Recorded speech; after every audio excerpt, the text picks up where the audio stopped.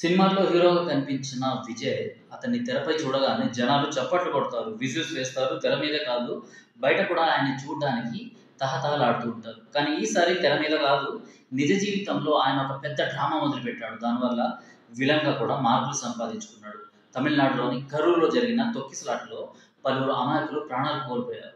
ఆ రక్తం ఒడిన శవాలు, ఆ కన్నీళ్లు కార్చిన కుటుంబాలు, సాధారణంగా ఇది ఎవరికైనా విషాదమే. కానీ ఇప్పుడు విజయ్ దృష్టిలో ఇవే రాజకీయ అస్త్రం. ప్రత్యర్థులు రాళ్లు రువ్వారు, వెంటనే పోలీసులు లాఠీచార్జ్ చేశారు.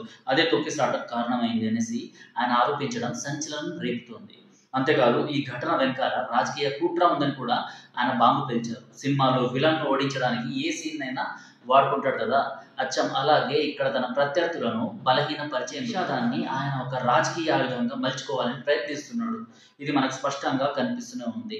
సీఎం స్టాలిన్ ఇప్పటికే రిటైర్డ్ జడ్జితో విచారణ కమిటీ ఏర్పాటు చేశాడు. కానీ విజయ్ ఏం చెప్తున్నాడంటే, నాకు ఈ ప్రభుత్వ కమిటీ పైన నమ్మకం లేదు అనేసి, హైకోర్టే స్వతంత్ర దర్యాప్తు చేయాలి అనేసి ఈ పొలిటీషియన్ చెప్తున్నాడు. ఇలా చెప్పడం ఆయన ఒక పెద్ద అచీవ్మెంట్ అనుకుంటున్నాడు. కానీ దాని అర్థం ఇప్పుడు కాదు, ఆయనకు ఫ్యూచర్లో అర్థమవుతుంది. ప్రజల గుండెల్లో దుఃఖాన్ని తన నాయకుడి ఇమేజ్ కోసం మార్చుకోవాలని ప్రయత్నం చేస్తున్నాడు ఈ విజయ్. తెర మీద మాస్ హీరోగా కనిపించే విజయ్ ఇప్పుడు నిజ జీవితంలో కూడా ప్రజల కోసం పోరాడే నాయకుడు అనే పాత్రలో ఖచ్చితంగా నటించాలని డిసైడ్ అయిపోయినట్టున్నాడు. తొక్కిసలాటలో చనిపోయిన వారి శవాలు, కన్నీళ్లతో తడిసిన దారులు అన్నీ ఆయనకు రాజకీయ యాత్రలో ఒక స్క్రిప్ట్లో భాగంగా మారబోతున్నాయి.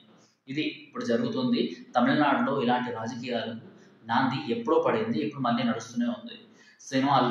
సినిమాల్లో నాయకుడి పాత్రలో కనిపించే విజయ్ ఇప్పుడు ప్రతి విషాదాన్ని, ప్రతి సంఘటనని రాజకీయంగా స్టేజ్ మీదకి తీసుకెళ్తున్న తీరును ఆయనలోని ప్రతి నాయకుడిని, అంటే విలన్ లాంటి ముఖాన్ని బయటపెడుతుంది.